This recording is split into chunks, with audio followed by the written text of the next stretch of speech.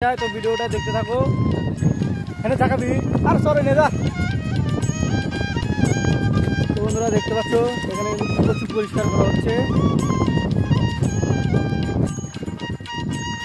এই যে মাছ কিন্তু লাফাচ্ছে না, দেখ আরে প্রচুরগুলো পরিষ্কার করে ভালো করে।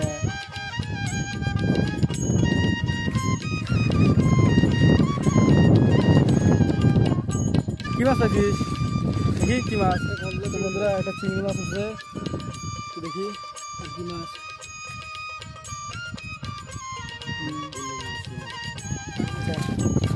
মাছ